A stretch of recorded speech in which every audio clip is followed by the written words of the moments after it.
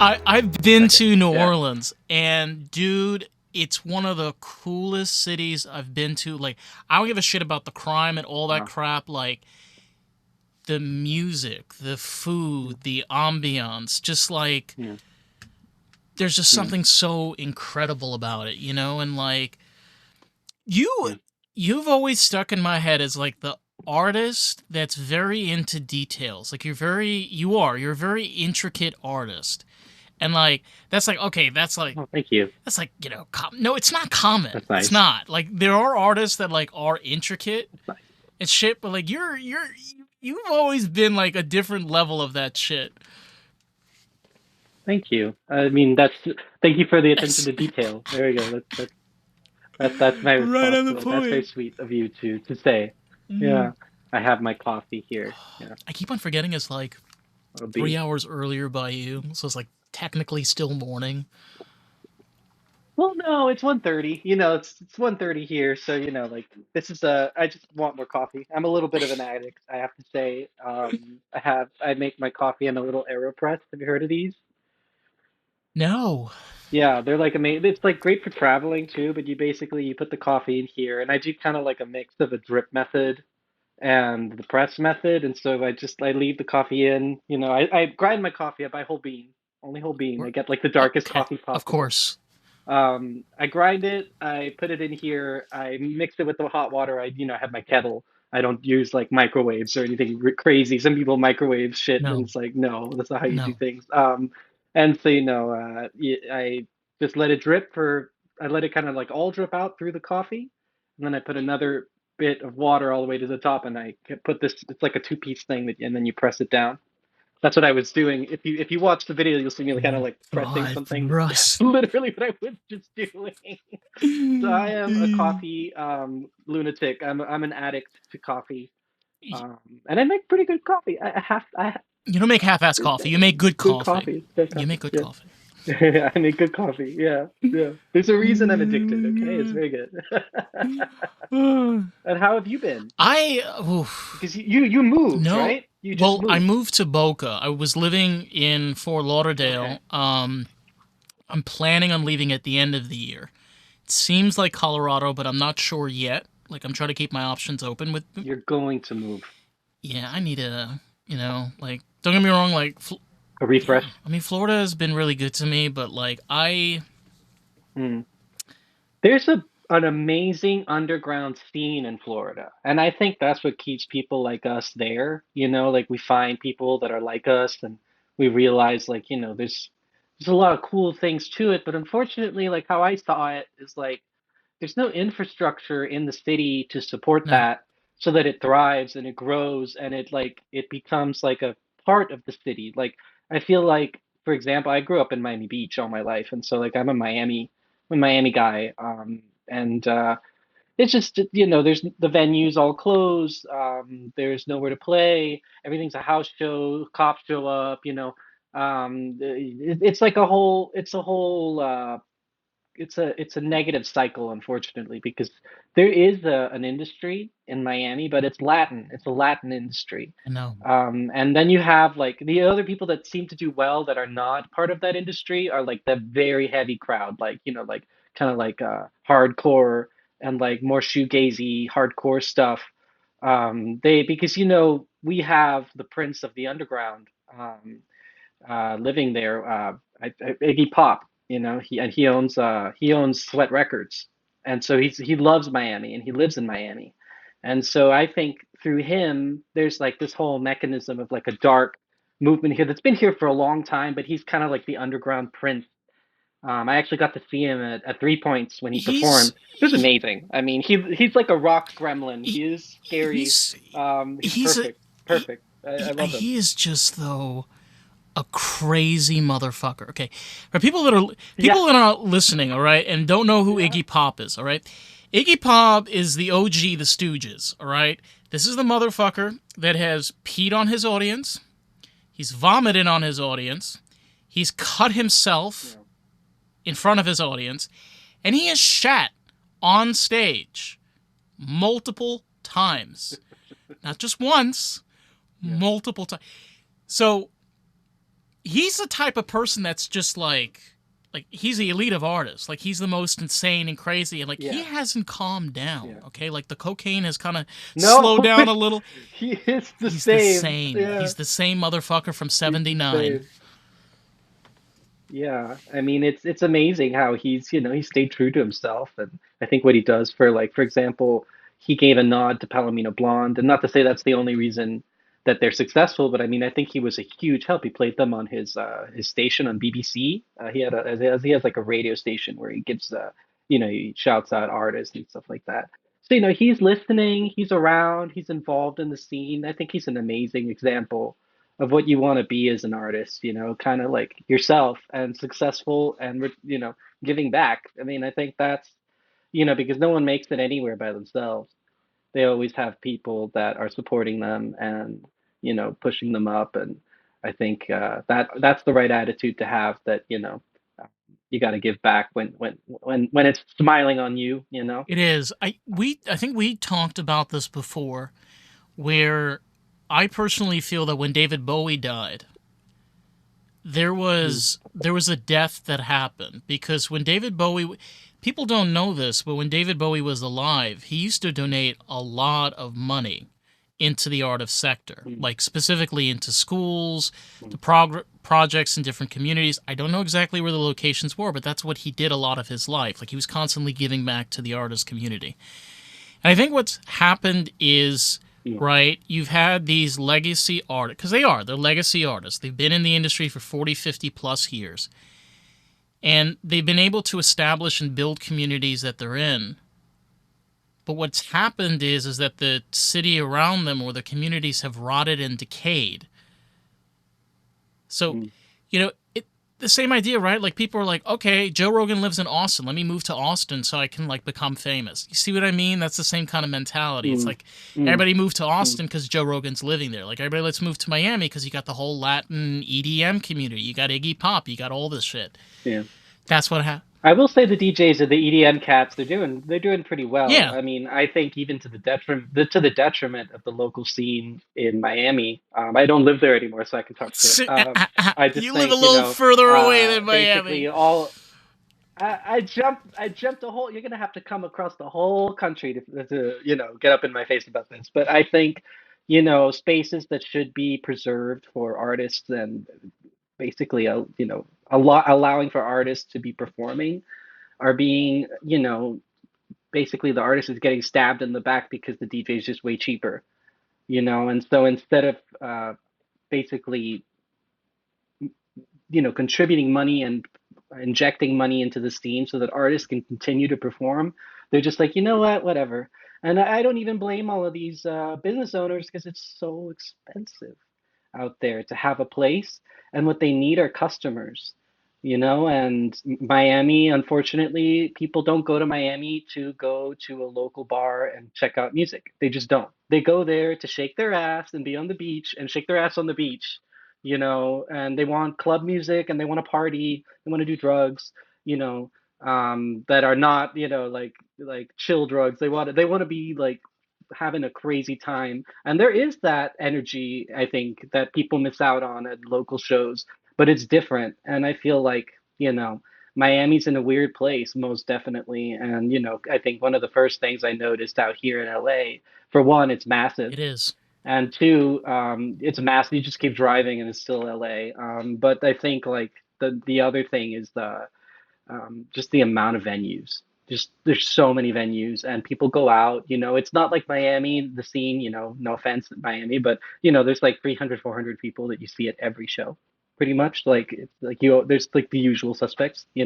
Out here, man, there's so many people, and the chance of running into the same person at two different shows a few weeks after is very Very, little, very very, very. very slight. And one thing I remember Yeah, also with LA, I don't know if you experienced this yet, is the go-go dancing scene that exists in LA.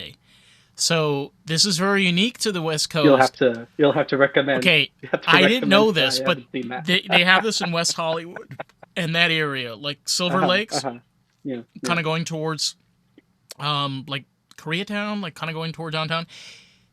Go-go Hmm. dancers, okay, go-go dancers are basically like exotic dancers, but they work in these clubs, and then they have these local artists that come in and then they do their own sets. So they have them like on Mm. pedestals, they'll have them like walking around. Dude, it feels like the 1960s met 2010. And it just Mm. like it looked like one Okay. of those stores, like with the glass windows in the front. Like you got a like a regular like Mm. CVS, and then it's just like then in the windows and you hear like unce unce dan and Dancing, yeah. there's like the lights shining everywhere. You're like, what the? Yeah, and it's like a specific like LA thing, and it was just like there's so much shit. There's that, and then there's another place like 2 blocks down that are doing a whole different thing that's going on there. Like Yeah. you try to find that in places like Atlanta or Miami. I doubt you're going to find that because Mm. everything Yeah. is just like you said. It's like, It's much smaller. You might find it, but it's not like it is here no, that you can find it. You can keep finding that kind these like pockets of like fun things to do, you know. I live for local shows, so for me it's been amazing. I got this ad for this thing called Do LA, which I think is like it must be like this like secret thing that like I don't know how how they decide who they show this ad to and who it signs up, but I spend like $7 a month to go to. I get like free tickets to two or so shows a month.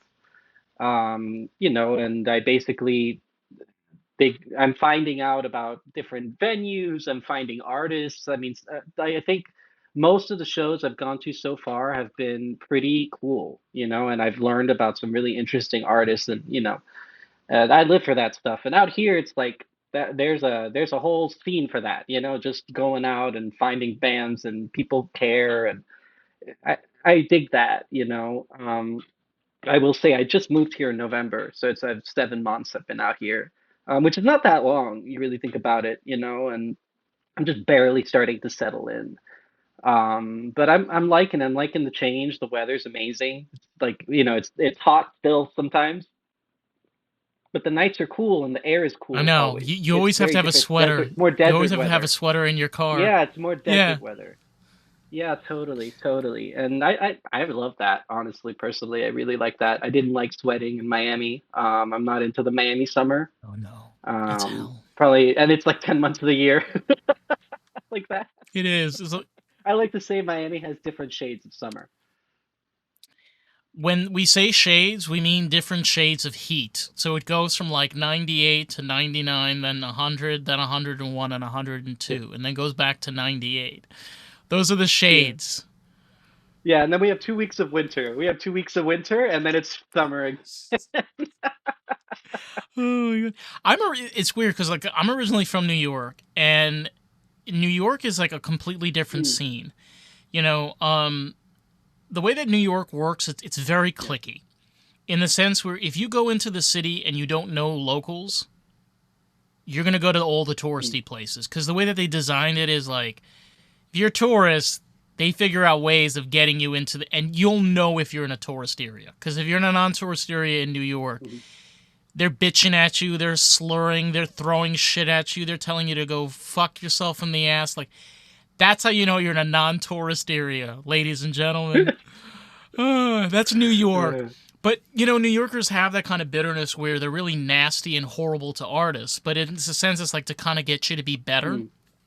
so that when you do start Mm. performing better and you're getting better at your craft, like there's more respect. But it's just that like that shitty beginning of like, yeah, fuckface. Like, what are you Mm. doing here with your Mm. stupid Yamaha guitar, you motherfucker? Yeah, I mean, I've been to New York a few times, but I've never really like. I feel like when you live somewhere, you really pick up on Oh different things. yes, But I've heard, I've definitely heard that it's like it's very cutthroat in New York. But how I've broken it down is like like I compare it to Miami, for example, because I grew up there. Because yeah, like now I'm out here, and it's West Coast versus East Coast, which I hear there is like East Coast, they're a little less friendly. Like West Coast, everyone out here super friendly, like maybe they won't be your friends for life, but they'll have a chat with you. You'll approach them in a bar and you'll just chat, and it's like they're friendly, and I don't mind. That's fine. I don't need like a new lifelong friend. I just want to talk sometimes too. That's cool. But in Miami, it's kind of like this thing where it's like I call it like superstar syndrome, kind of, because it's like people their attitude is kind of like why are you talking to me? What do you want? You know, that's the attitude I get from people in Miami. At least I don't know if it's all of South Florida, No, but I Miami is think I mean I very think New Virginia Yorkers Beach have is a very lot to much like blame that. with that. To be honest, like Yeah, because it's that East Coast. Because New Yorkers, but the thing is, I feel like people say that New Yorkers, you know, you dig in, and they're really kind hmm people once you get through that really horrible wall of like, really thick, hey, fuck horrible you, fuck wall. face, Like get the fuck it's out like the 10 street, you know. feet thick. Yeah, But once you get through yeah. that, they're like good people, and like, you know, they love community and they care, and they just have this harsh exterior. But I guess my joke is like in Miami, people will have this harsh exterior. You dig through that, It's just shallow. it's not great. It's just an empty It's just onion. worse. It just gets Yeah, it's worse. like you're watching Shrek. Instead of It's peeling an onions of empty layers, onion, it's yeah. just empty. It's just a hollow dome. You're like, what? Yeah, it's just a glass. It's a glass onion, to quote John Lennon, right? That's Lennon. I think Yeah. Lennon made Oh that my god, song. what Yeah, yeah. the Glass onion, man.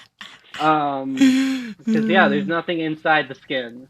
Well, you know what Um, though? It's so kind of yeah. a plague in its effect, and it's not just like we've been talking just back and forth like communities that we know, but this has basically riddled a lot of communities across the United States in the sense where if we're talking about the artist, if we're talking about the underground scene, whether we realize this or not, we all love entertainment. We all love different forms of entertainment. Like I don't know how many people that cannot put up their hand right now and say that they hate practically every single movie that's been coming out, every single song that's been coming. Like, it's just boring. It's like Yeah. vanilla ice all over, Mm, baby. Like, nah, nah, nah.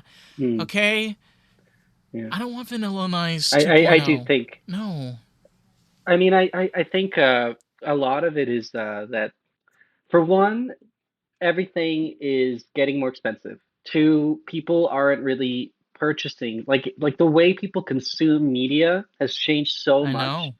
You know, and like, so these major companies that used to make millions and billions of dollars, you know, off of direct sales, now they have to deal with a fraction of that in streaming, right? And so, you know, now it's just impossible for a major label to, in the case of music, sorry, No, you're okay. burp there, my bad.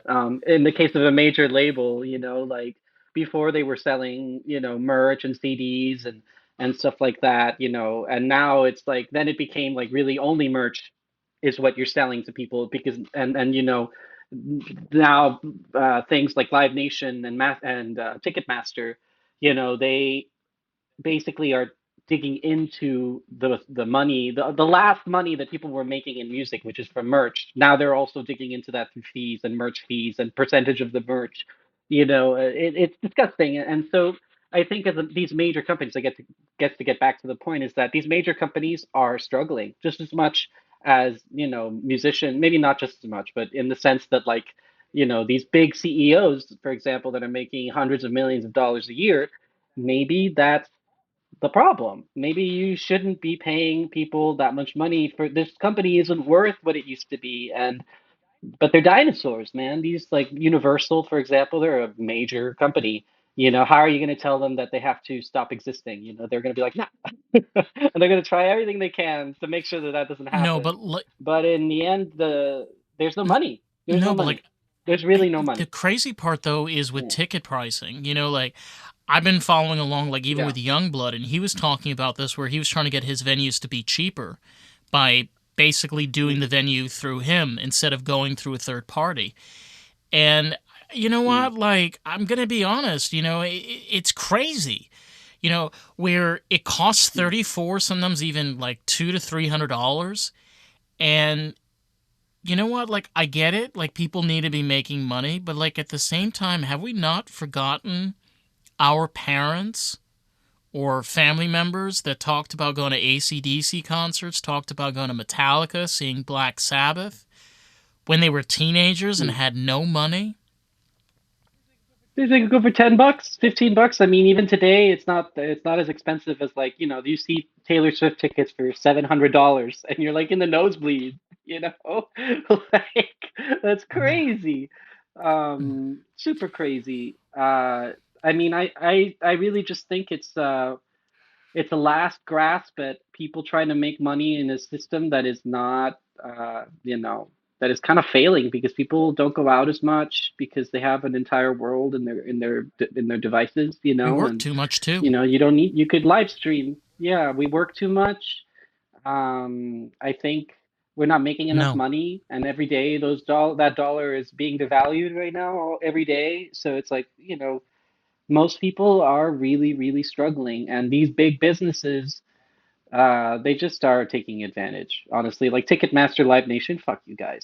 Honestly, fuck you guys. I mean, I don't. I maybe one day I'll regret saying that in a podcast, but I don't think you you guys are will. evil.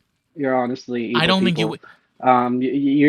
You're taking advantage of some of the most vulnerable people, which is like musicians. I think a huge problem, for example, like why legislators haven't really caught up with what Spotify is doing, which I want to talk about that in a Oh yeah, second, but please. like, and what like Ticketmaster is doing and stuff like that.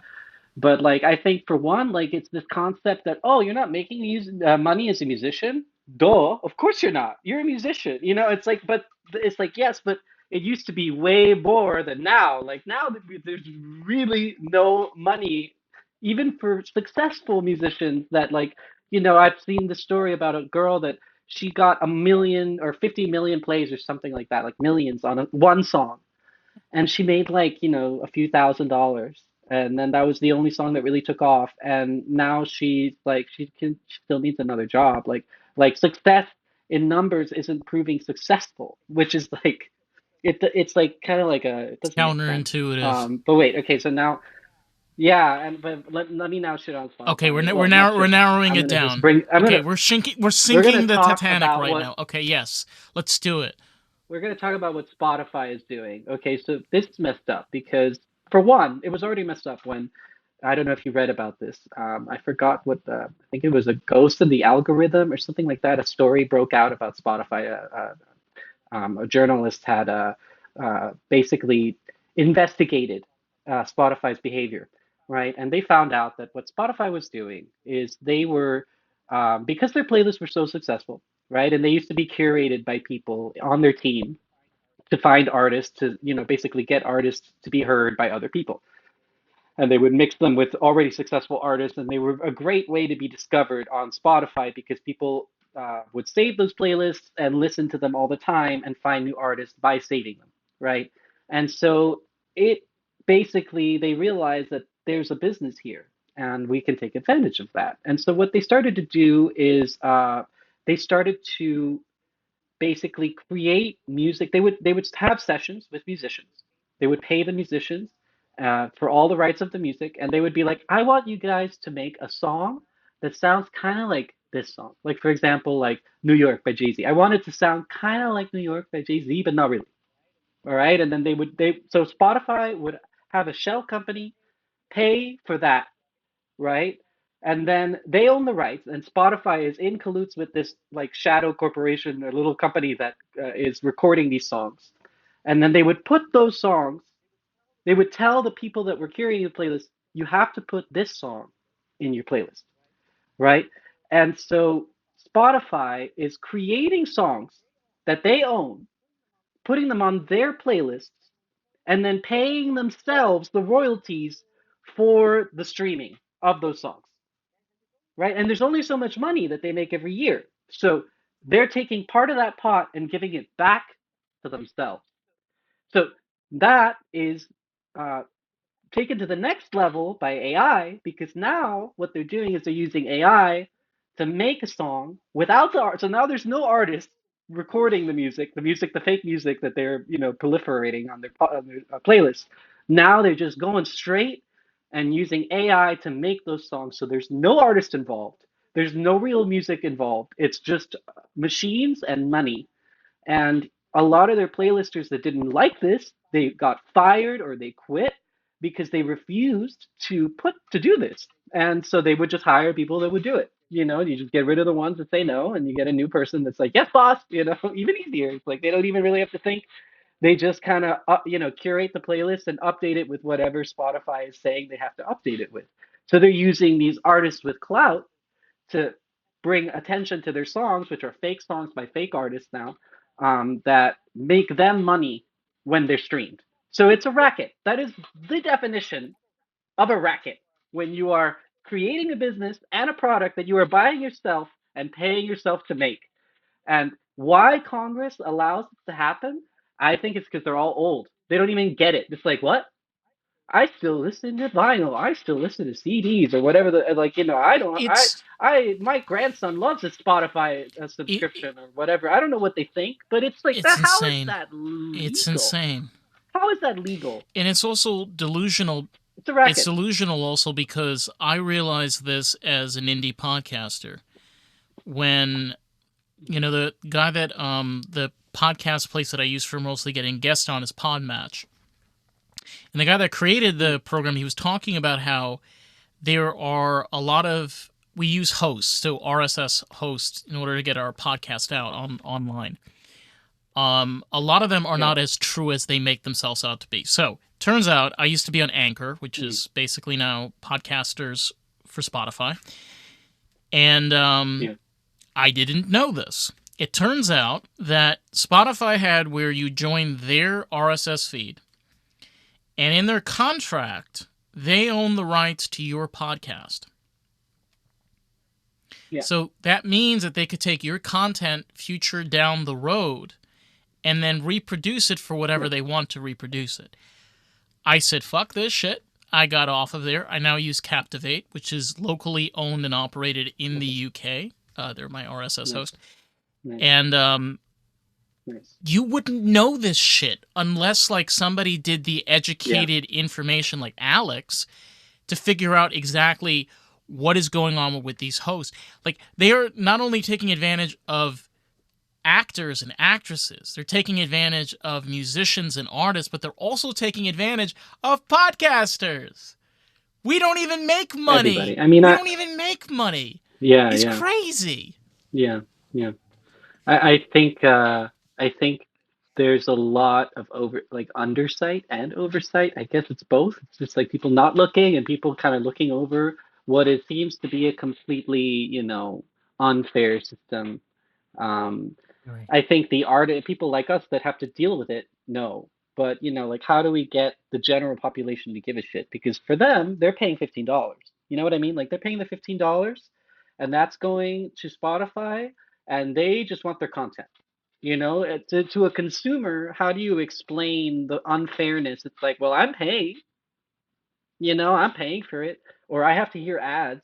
Like, it's not my fault, and it's not the consumer's fault. I think it's really on legislators and the company to, have morality. It really is. You can't blame people for purchasing something that is available to them if it's good for them as a consumer, you know?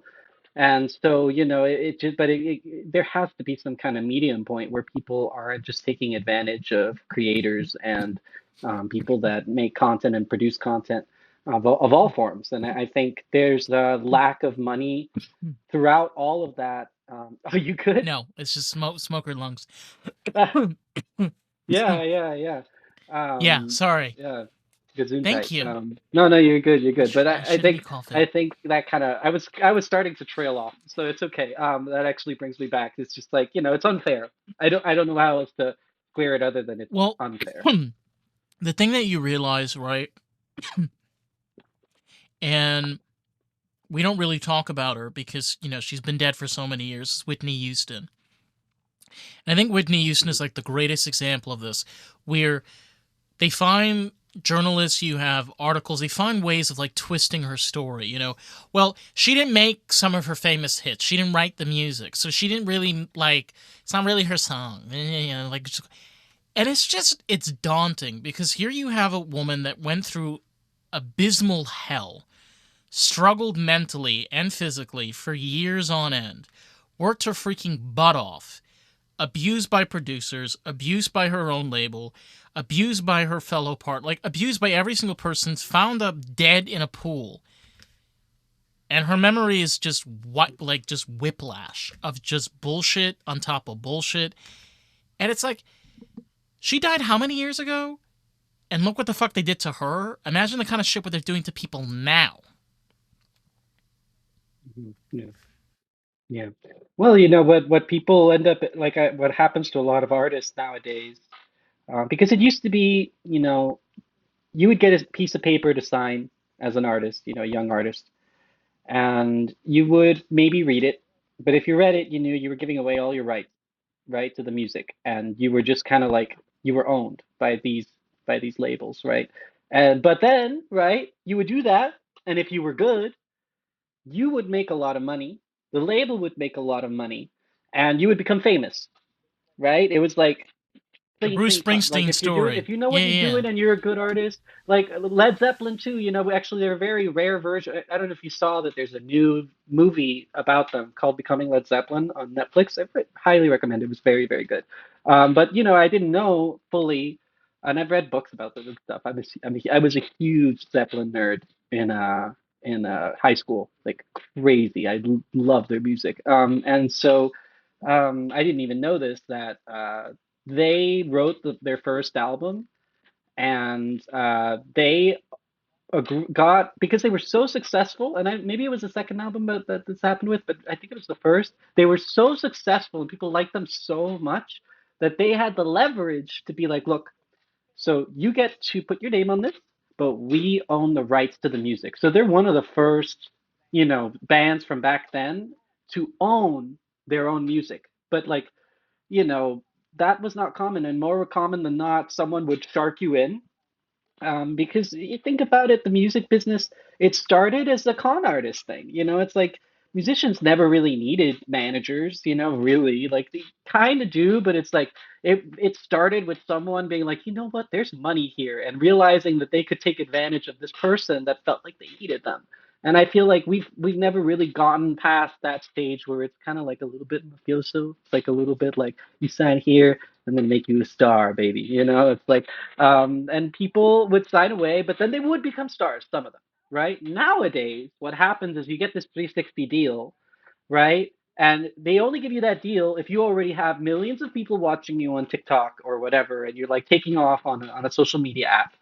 And they don't want to give you any money except to maybe record the music and maybe go on a tour, but you are liable for all of that money.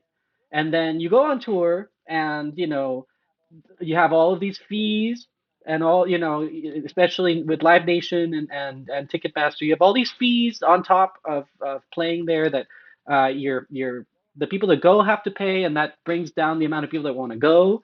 And then also you have to sometimes cut in a piece of your merch.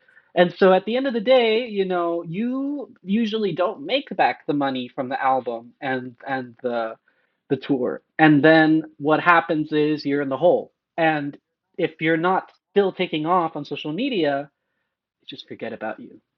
And then they own you. They don't allow you to record more music, and your project is dead. Depending on who signed. Like, what did you sign? Did you sign your name, or did you sell Oh yourself, or did my you sell your god. your artist your artist profile, kind of thing. Because if you sold yourself, for example, like, you're basically kind of their puppet forever, and they can do whatever they want with you or do nothing with you ever, and you're basically their, you're theirs. It's And it's so so cutthroat. I think people need more, yeah, people need more understanding of what they're signing. But I think a lot of that, the reason people sign now without really thinking about what they're doing, is because it used to mean so much more when you signed. And now it doesn't mean a goddamn thing. It doesn't mean, it just means you might end up in the hole and killing your project, and basically giving away the rights. So, that's, I mean, for one reason, I'm not signed because I'm not super famous or very well known, which is, I like to just make music because I want to make it, but in the end, like, I wouldn't want that. I would want to own everything. I want it to be mine. Like, there's a freedom to just making what I want. It's like, I don't care. There's Um, also there's also yeah. a level of freedom where when you're able to make your own music, when you're able to be your own artist, and I think the greatest example of this is like Pink Floyd, right? When Mm, is it John mm. Waters? I'm trying to remember. Uh Roger Roger Waters. Waters, thank you. When he Yeah. talks and he explains the journey that he went through, on when they were creating Pink Floyd and the music that they made. Because let's be honest, like, some of the Pink Floyd albums are a little hard to listen to. I own some of them. Oh, They're a little hard to listen to. yeah, a little bit. Adam Hartmother, super nice, smooth Sunday album. Let me just Oh my crack this god! on and But and have a nice thought. Yeah. I think that is the beauty of Pink Floyd. They weren't trying to be famous. They weren't trying to be a part of a Mm, movement. They were just being Pink Floyd. And mm, I think we forget that a lot these days. Is that some of the artists that we remember, some of those that like even John Longfoot, Lightfoot or Longfoot. I mm. never can remember his name. Like people like I'll grab my water. Wait, it. Just I'm right here. it just Grabbing my it water. just feels like it's not just being able to be famous. It's not being able to get an audience. It's being able to create something that is memorable. I think that's why music is so important to people. We have memories Mm, that are around music. We have moments totally. around music. They've shaped Yeah, our lives a lot of the times. yeah, yeah. They make us. Music is what makes us who we are. A lot Yeah. of the times, it's a huge integral part of our own personal Like Highway to identification of who Hell we by are. AC/DC. That's the story of my life. I'm on a highway to hell. Da-da-da. Damn, I'm sorry. Uh, Yeah.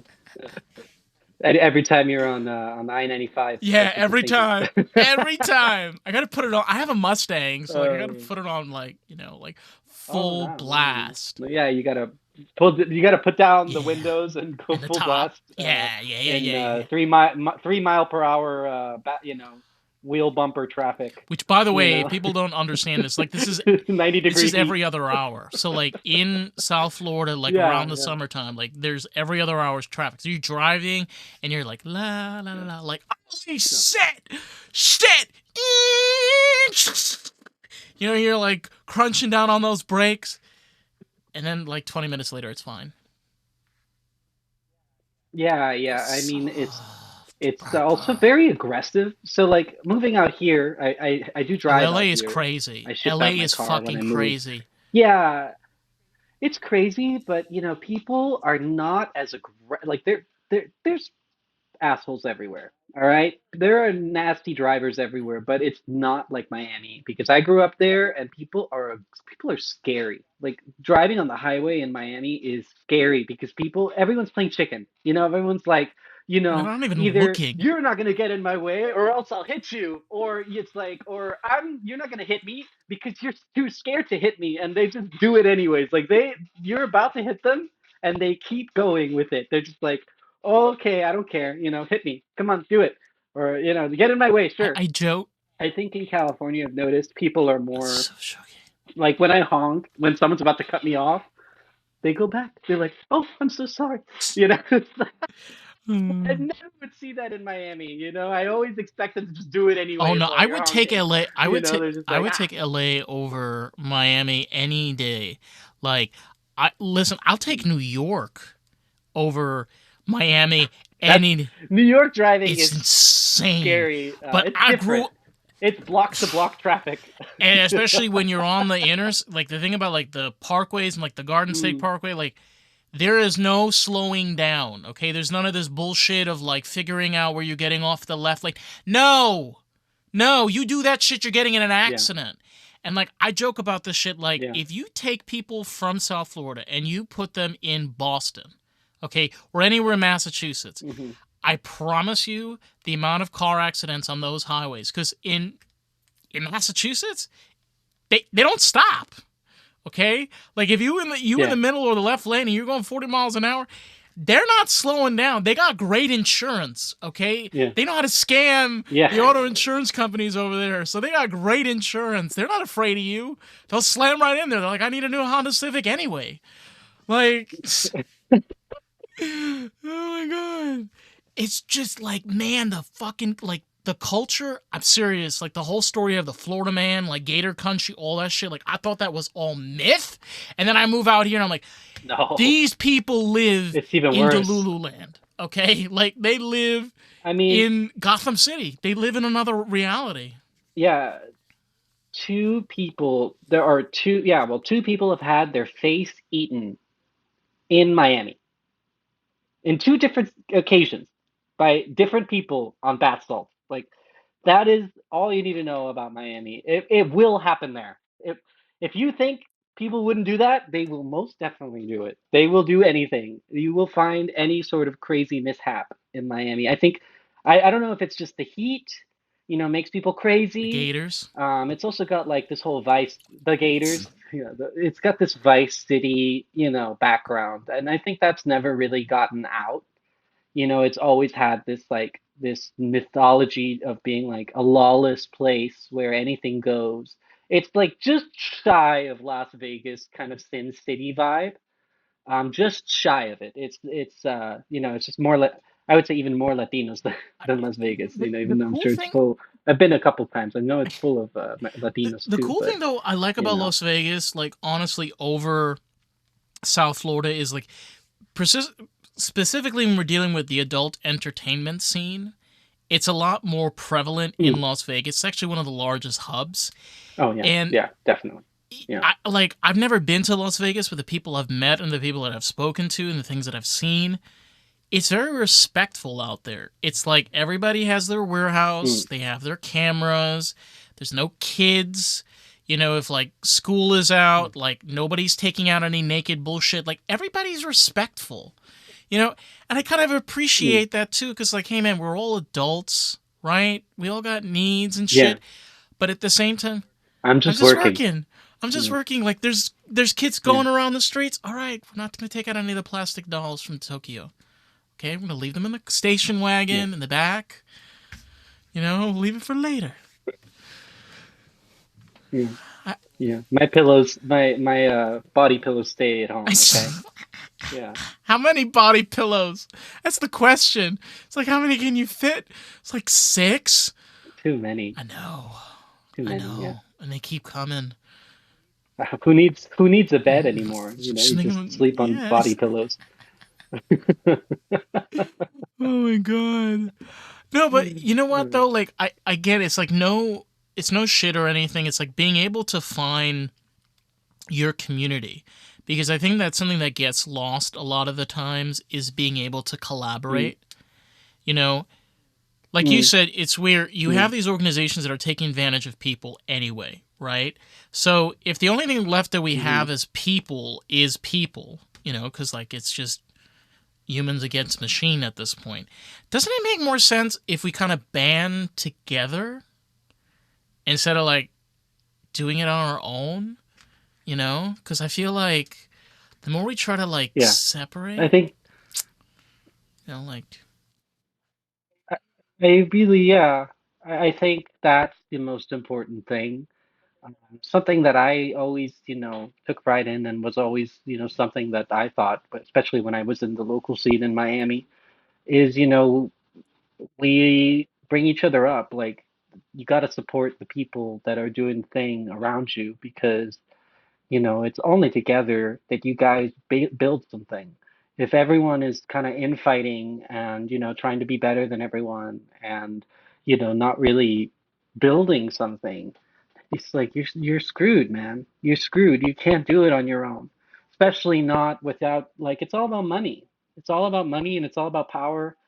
And we get that by collaborating and working together as a community, and I'm a huge fan of collaborating. As you know, I just released a song. Well, Leah just released a song and I helped I her work know on it. she's I talking produced about it. it. I recorded it. Yeah. Oh my god, Yeah, yeah. But it was it's really fun, and amazing. I love working with Leah. Leah's amazing, She's honestly. amazing. She's a golden human And you being. know Yeah, what? Like totally. I was gonna say this earlier. You and her, like the prime example of this. Okay, like I'm not trying to put myself on a pedestal. How many podcasters do you Mm, know are viciously going out and trying to find independent, underground, indie artists? Like, I've seen a lot of podcasters around in my sector that don't do the shit that I do. and it's like they're all running after like the Hmm. big dog in Atlanta, you know, the big dog in Chicago, and all that bullshit and all that jazz. And I'm like, the shit that you do, you know, like the fact she was like telling me like even being able to do that over from LA and going back and forth, that's the Yeah. kind of shit that takes survival. Okay, because you're so used to being like in that Thank you. right small. You just gotta survive. You Thank gotta figure out how to make it work. Like if you're you. doing it over fucking Zoom, you're Yeah. making it over fucking Zoom. I don't care. Yeah. Yeah.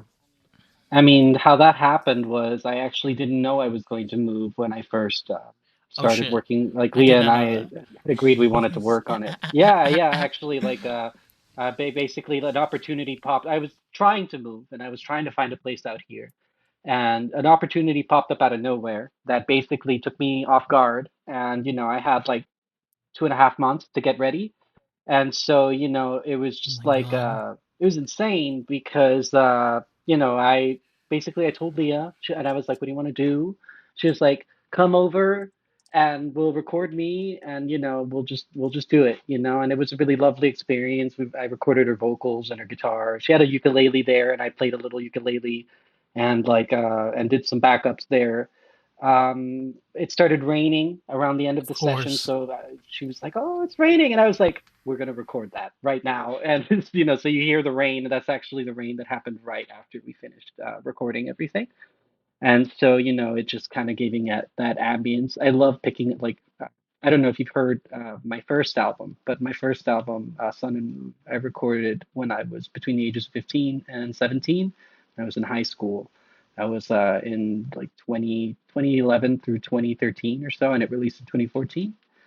Um, and I lived in this really nice house in Miami, and it was we had high ceilings in the living room, and so I recorded everything at home. So I think for me, I love folk and I love acoustic music, but I love capturing like the essence of a place. And I feel like it was great to go to Leah's house because it gave me a chance to kind of capture her home essence. And like I think she felt very comfortable. So there's this other edge to recording at home that you can't get in a studio because studios can feel so cold and This gal, very she like came on. bump bump bump Okay, bump if bump. you like, dude, she had all the candles on from like the staircase to like the like by the time like the lights went off, Oh my like goodness. her background was just Yeah, like flame essence glow yeah, and up, and I'm just like sitting there and I'm yeah, just like,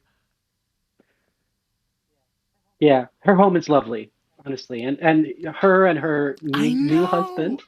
Congrats, Leah, if crazy. you're listening. But I mean, they're such nice people, and it was a very comfortable time, and so basically, Leah, after that. Uh, we recorded everything. She was super happy with what we captured. We recorded everything that she does that day, right? Like so one day, like we got it, kind of thing.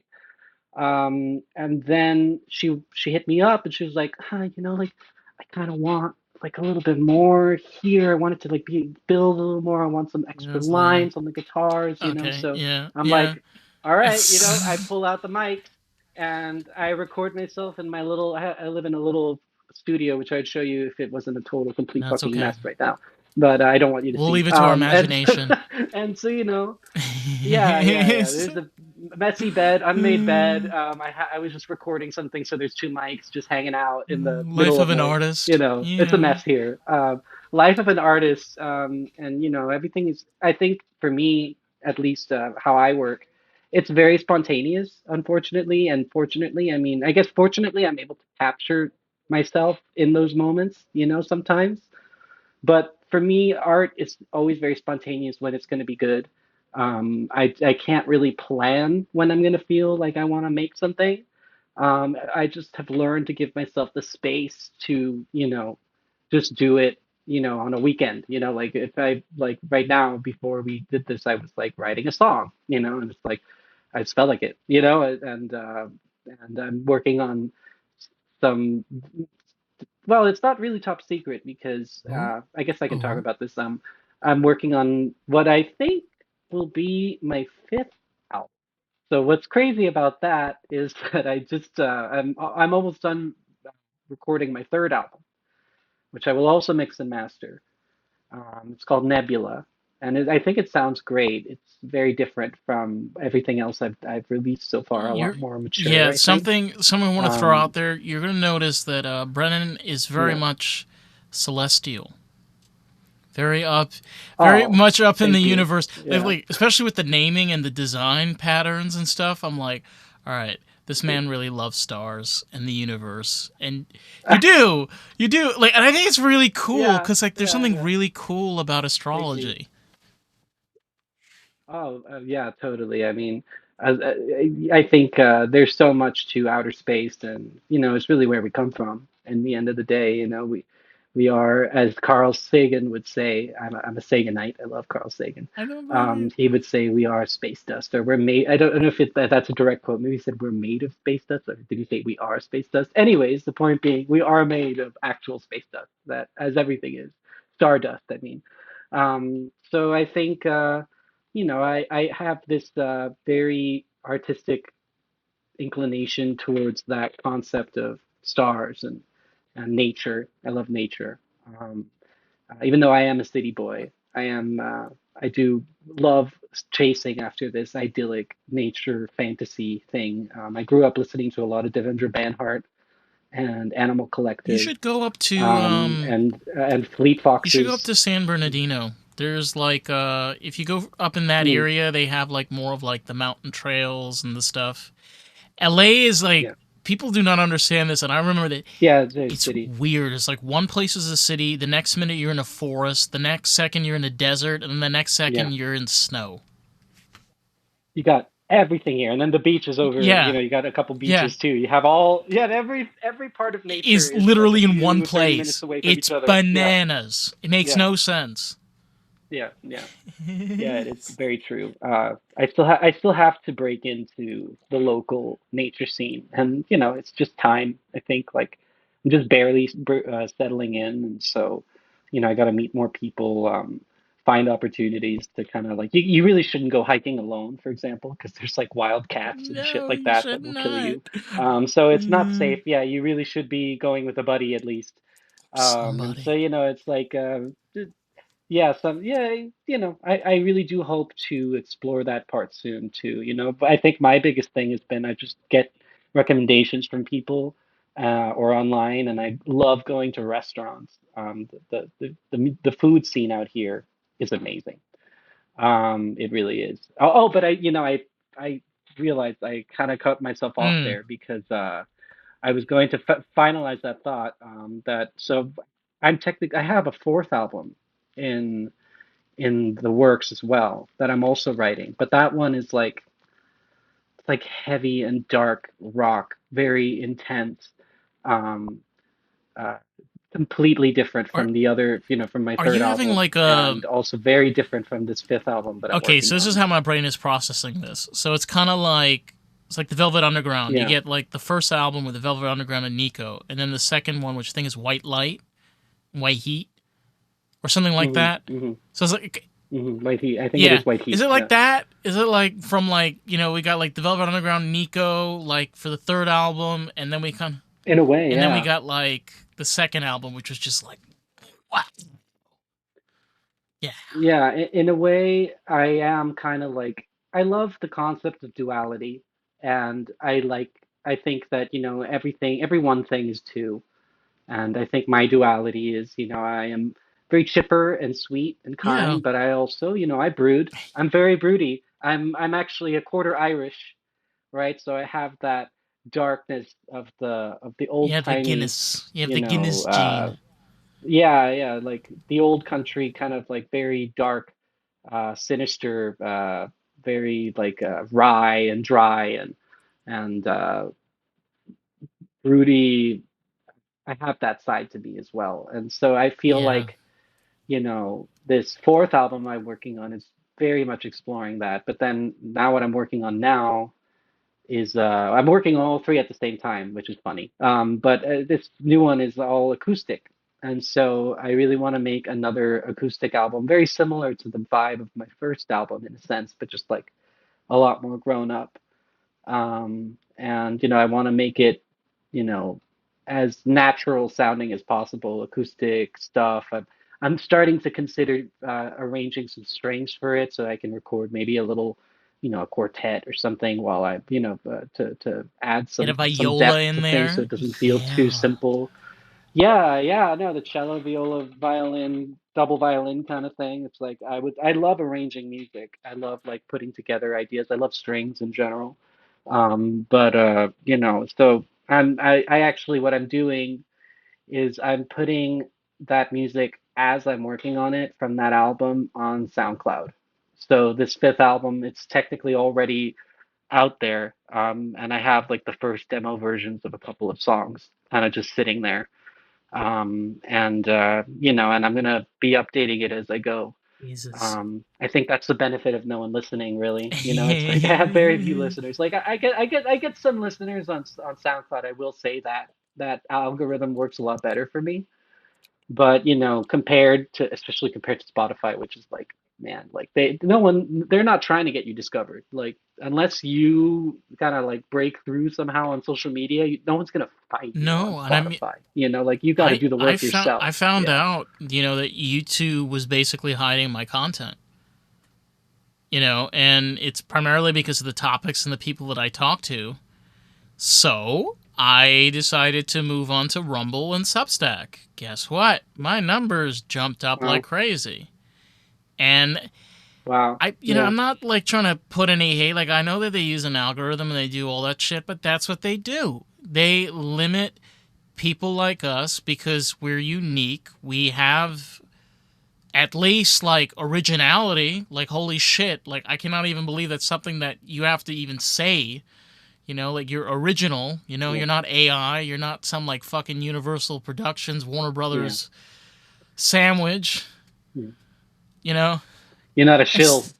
Yeah, exactly. You Yeah. know that Yeah. that in itself is threatening because that means that they're Yeah. no longer in control. And like we were saying, like you're dealing with people that they're dying out. They're old. They don't want to lose their position. They don't know what the hell is going on. They want to buy their next Bentley. Okay, they need to get their next Bentley. They need to get their Mercedes for their grandchild. A lot of Yeah. car references. Yeah. My apologies. They need a bigger yacht. A much bigger yacht. Their last yacht. Three Yeah, their floors. last yacht. 3 floors. They went to the yacht club, and this guy was talking about his 3-story yacht. So they have to buy a 4-story yacht. I mean, are you kidding me? What are they supposed to go back to the yacht club with the same yacht? Ridiculous. I mean, who is really suffering? Them, Yeah, of course, of of course. course. Who else is suffering? In their 2-story yacht. I mean, what are they supposed to do with only 2 stories? You can't even have a billiards room with a No, 2-story yacht.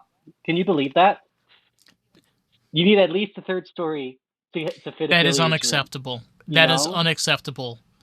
unacceptable. Unacceptable.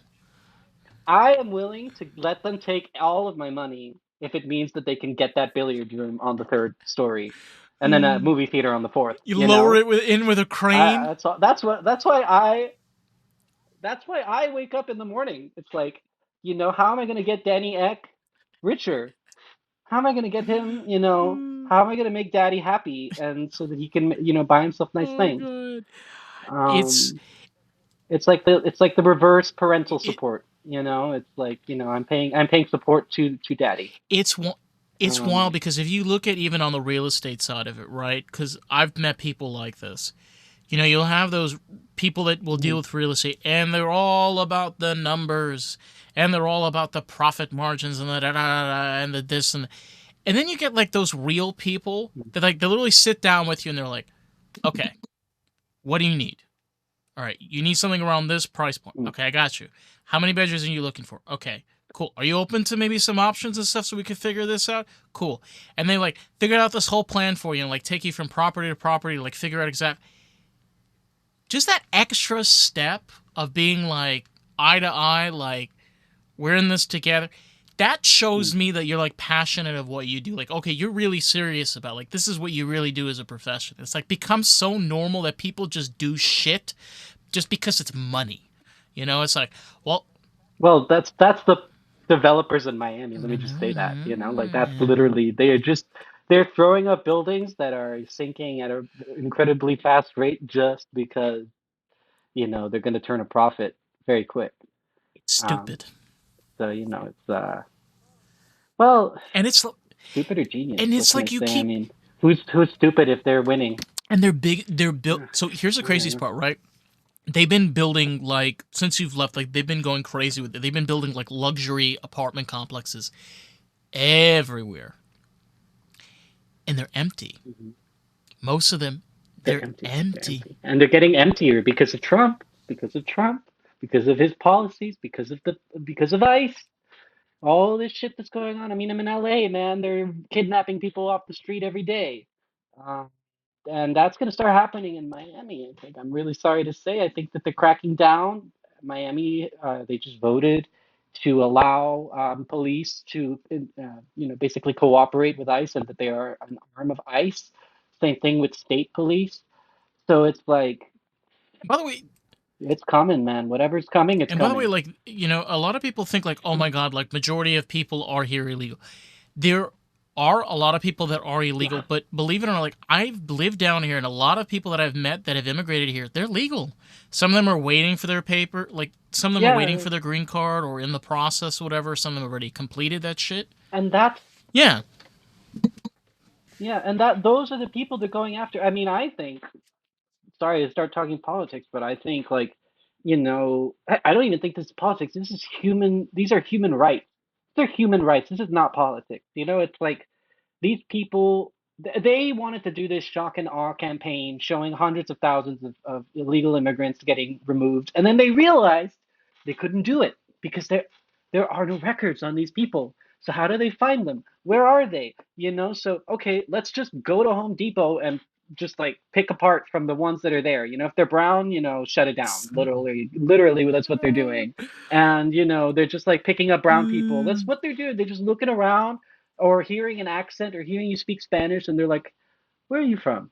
You know, um, that's it. racism, and that is technically illegal. It's Well, the thing is, discrimination, and we've had a Latin. The people don't like. We've had a Latin community in this country for extremely long time, and it's like the actually yeah, longer than there's been a yeah, yeah, country. There was yeah. Like, Mexico. and the fact also, like, the amount that we've gotten within the media industry, like, for example, with film, television, music that's come from the Latin community is insane.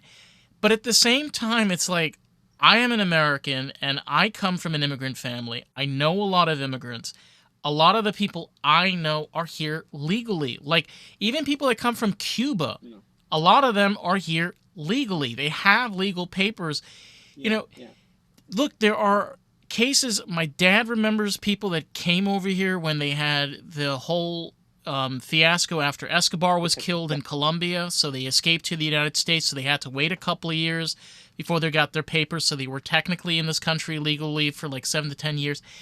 But again, man, like, I'm not, and vote like keep all illegal immigrants. Like, hell no. Like, if you're gonna live here, freaking be legal. Like, every country's like that. But like at the same time, Yeah, it's like, yeah. don't treat It's expensive. it's Yeah, it's expensive expensive. to become legal, and you know what else? Like what's scary, and what I was getting to is that what they started to do because they couldn't get the numbers from getting illegal people, that were criminals, which is what they said they were going to do. Now they're going after all brown people so that they can find the ones that are illegal, and they're going after legal immigrants that are working towards becoming legal. They are documented. They are documented people. If you have an immigration hearing, you're technically documented.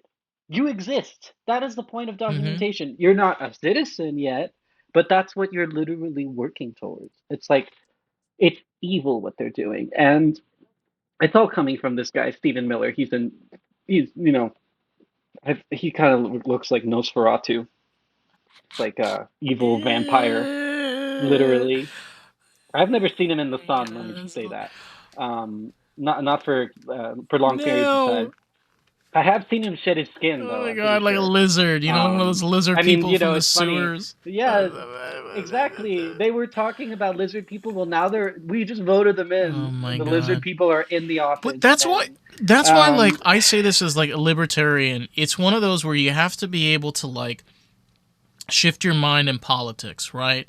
Where we both know how important like all these communities have been for America, like what has been able to shape the United States. Mm, It's not just the Latin community, it's the Asian community, it's mm. the Jewish community, it's the black community. What is America? It's What is all of these America, man? communities. It's It's all of immigrants. these communities. It's Immigrants. immigrants, yeah, and it's all these people coming together over hundreds of years, creating incredible fucking shit, like down through the yard. And this idea of like we've become so separated and so isolated from one another, it's just ridiculous, man. It's like, Yeah. so what?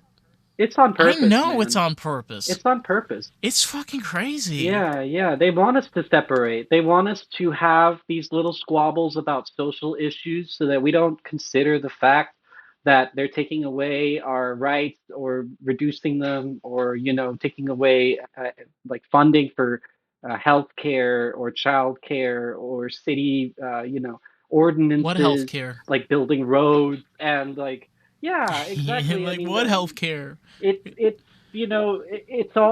it's all in the playbook, and I think that right now we're seeing the culmination of a conservative playbook that has been playing out for many decades. um I mean, I think It's not I think just been in place since it's not Nixon, just it's pretty not just much. conservative, and I don't think this is a conservative problem. What I think it is, it Mm, has to do with mm, mm. really, really greedy corporate people, whether liberal or conservative, Oh, yeah, that have figured out a way of yeah. rigging the system for a plethora of amount of years. And they figured out a way that if you Yeah. divide people and you separate and you segregate, okay? We didn't get rid Mm, of Jim Crow. We didn't get rid of segregation laws in the country. We just rewrote them, okay? What do you call mm, Pittsburgh? What do you call the shit that's going on in New York City right now? Like, this is textbook mm, segregation in its finest. And like you were mm, talking earlier, a great example of that also segregation of like literally separating the artists and then replacing them with machines. So then there's a line now. It's like machines are our profit maker, no mm. longer the actual human being. Yeah. It's like wait, you can't rewrite like history to fit your own like freaking narrative. Like there's people that are actually Well, involved they're taking humans out of, yeah. They're taking humans out of the equation completely. completely. Yeah. I will push back that I do still blame conservatives because it's conservatives because they call themselves conservatives. But to be a conservative in America really means that you're socially conservative, but you're fiscally liberal, right? Which means that your idea of a free market and capitalism being free, unreined by, by the government, that is more important than anything. So it's really the conservative mindset that has put us in the place where capitalists are able to basically run everything.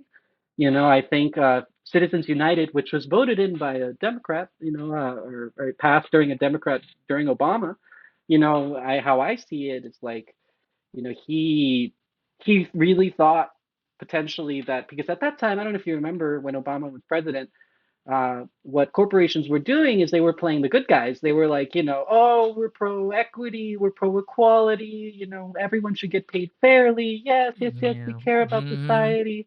And Obama thought, I think maybe deep down, I don't know if all of it was about money, but I think he truly thought that, you know, it was in corporations' best interest to protect democracy and, a more liberal democracy where people could speak their minds and they didn't have to be socially segregated, like you're talking about, that we can all live freely together and, capitalism can happen at the same time.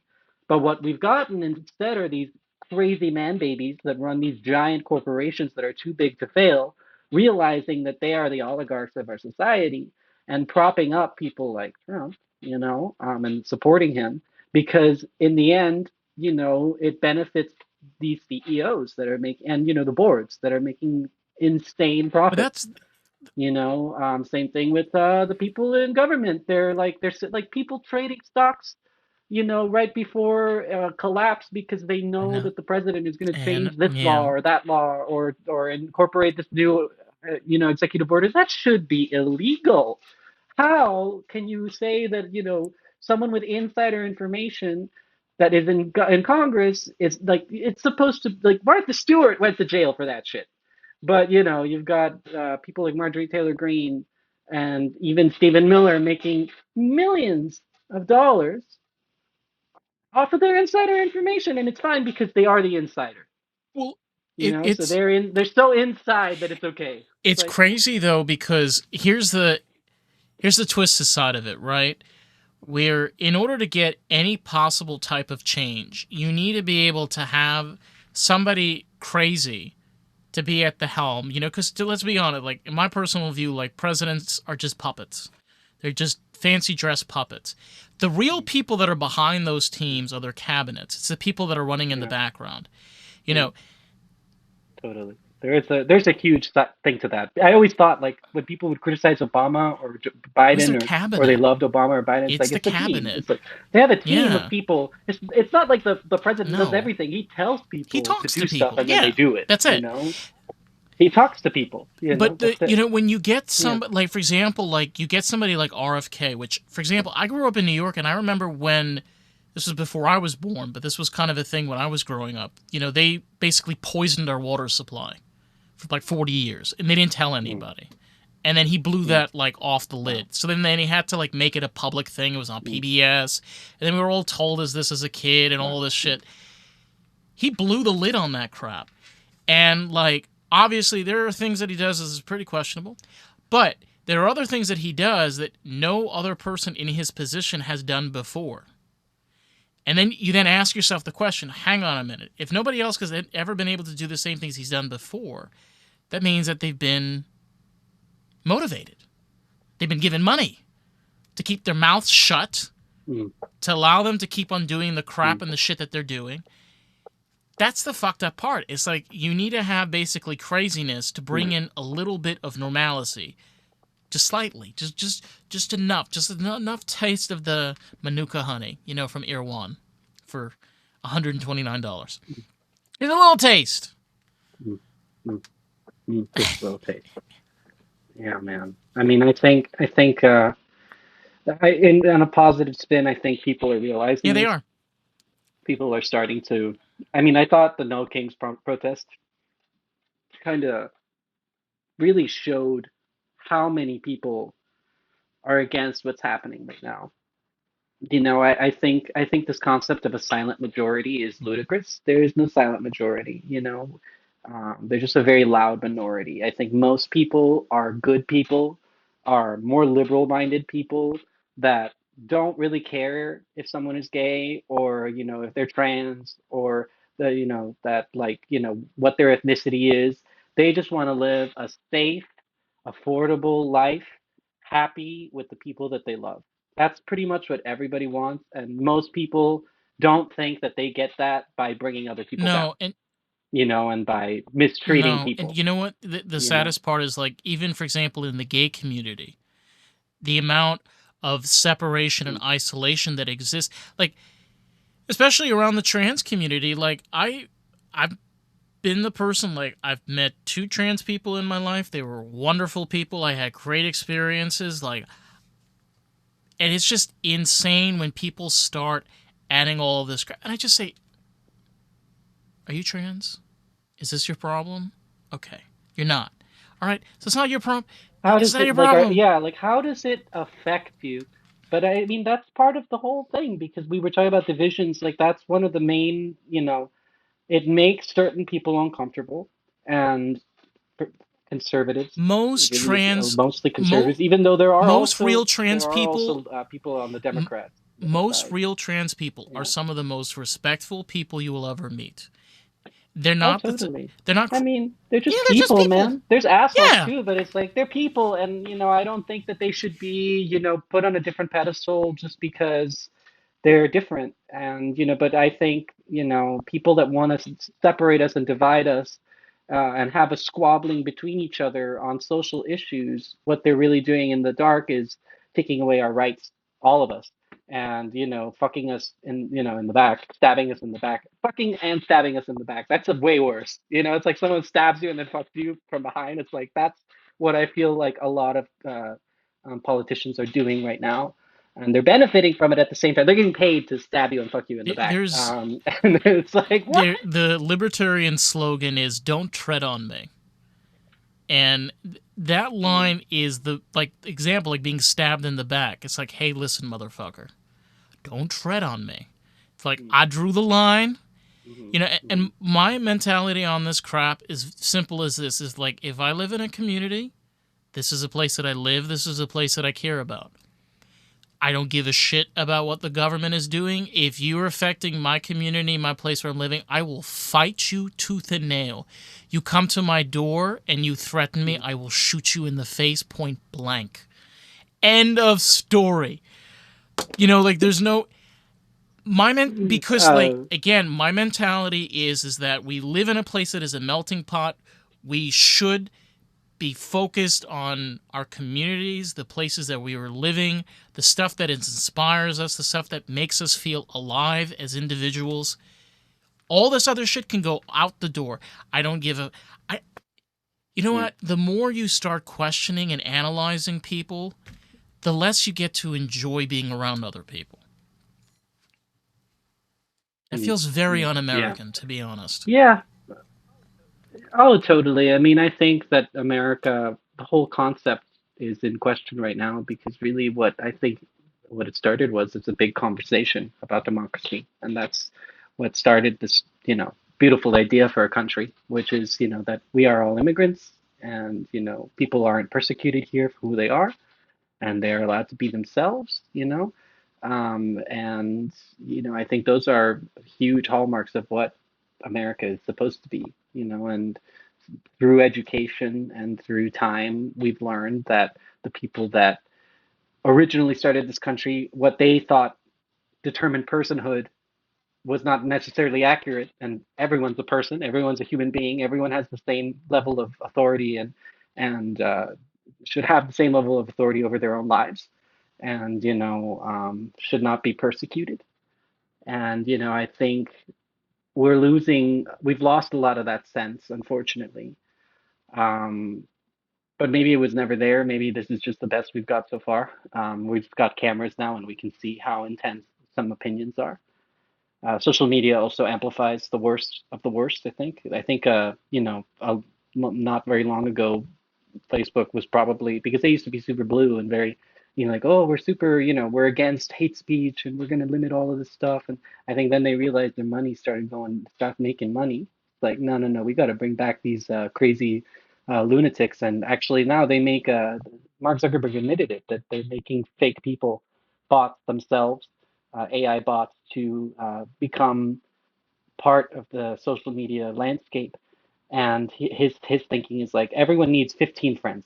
That's how many people we need in our lives to keep us like you know I I interacting with their platform. I don't know. What a I mean, coincidence. And so I like genuine. they're inserting people that aren't real.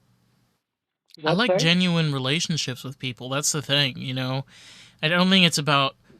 I think it's quality over quantity. Quality over quantity. Yeah, yeah, totally.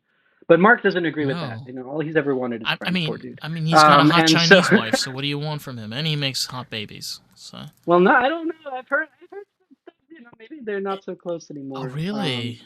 So who knows? Oh, poor Zuck. I don't know. So there's some speculation that that's why he's going MAGA. He's going MAGA Mark, which is what the people from Facebook internally are calling You know him, what? MAGA Mark now. You know what's wild? Um, Like a lot of libertarians, including myself, like uh, we get labeled as MAGA for some very strange reason because people think mm, like the second you put liberty in front of something, like, oh my god, you're one of the. And I'm like, listen, man, I come from a place of logic. Okay, like I come from a place like as if it's in my 20-mile radius, got you. Anywhere mm, outside of there, mm, I don't mm. care. Like, I don't give a damn what. Like seriously, I don't give a damn what happened in Atlanta. If like Atlanta burned down tomorrow, I don't give a shit. I don't live in Atlanta. It's not my problem. Um, yeah. I. Well, I hope everyone from Atlanta's good. I'm gonna knock on some wood. But I guess um, no, I lost train of thought. But maybe we should get off politics. No, you know what? I think it's important, and because it Okay. does tie in to especially with artistry, right? Because a lot of Mm. Well, art is inherently political. oh yeah, a lot Yeah. of the times, but I think it also has to do with Well, yeah, maybe not club It's, music, but that's a whole different story. maybe not club music. That doesn't, But when yeah. you're making when you're making music, you're taking your life, your external experiences, the stuff that's going on around you, and that's kind of going through the juices, going through the flows as you're creating. And I think that's a really important part of it. I think like one really great way of knowing an artist and their music is to get to know the artist. Like if it's politics, it's politics, If it's comic books, it's comic books, If it's about outer space, it's about outer space. I think all of those things is what makes you you. You know what I mean? And like I think me and you, we agree on a lot of things, not only just as artists. And I think that like just showcases being open, not closed, being open, being aware, being okay with being vulnerable. These are really, really important things to have. Well, yeah, I mean, it's been a nice time chatting with you. So, thank you again for having me. This is great. Second time. My pleasure, my man. Um, question for you, like we did the last time. I know you got your website, you got all your stuff, that's everything that's on there. Um, Yeah. Social media, where can these people find you? Cool. Well, yeah, you can find my website at brennanjasso.com. I'm on Instagram, I'm Brennan and the Sun. Um, but you can always find me through Brennan Jasso. You can find my name on Facebook. I'm on Instagram. Um, SoundCloud.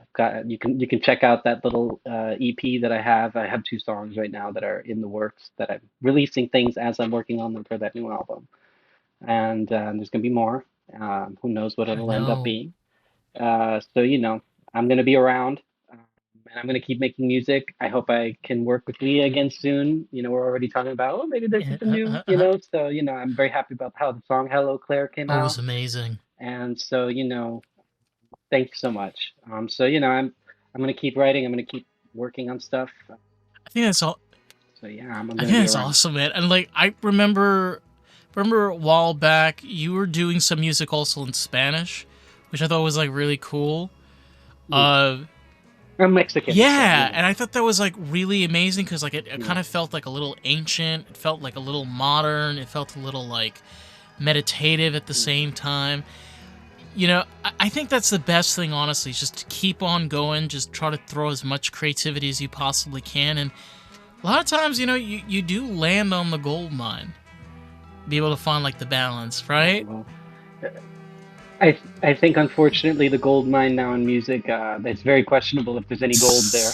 Your own But gold, I man. guess I haven't been doing it for the money. Oh, thank you. But I haven't been doing it for the money ever, and if money ever comes from it, I'm gonna be very happy. But I make music and art because that's what I have to be doing. There's Yeah, no yeah, other no, real no, reason. And if people like it, no. people like it. What I meant like by gold mine, like honestly, like being able to hit like Mm, that, just like end of a treasure hunt.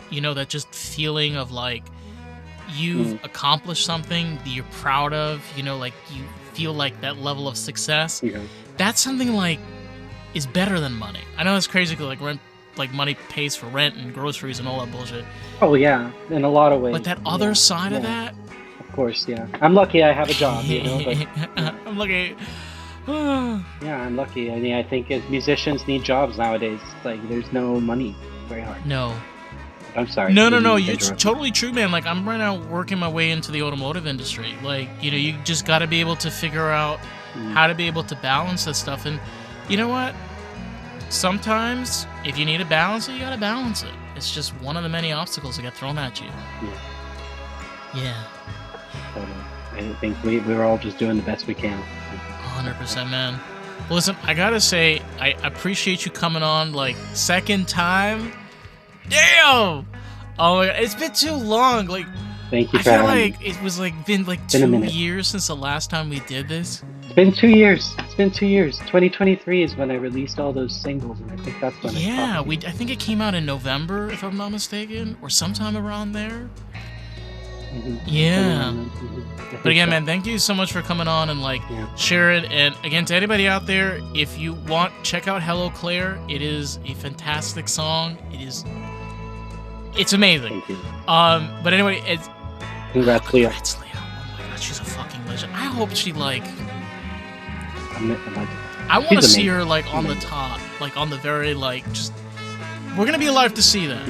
I swear to God, Universe, you hear me? I hope so. Yeah, you're putting it out there. I'm trying. Well, thank you for having me. My man. My pleasure. Oh, before I forget, before we jump off, anybody out there, if you want to check out more of the podcast, you can find us at Lost in the Groove Pod. I will leave links and everything for Brennan below in the description box. And with that, motherfuckers, we'll catch you on the next one. All right, peace out. Peace out. Wow, we got 2 for the roster.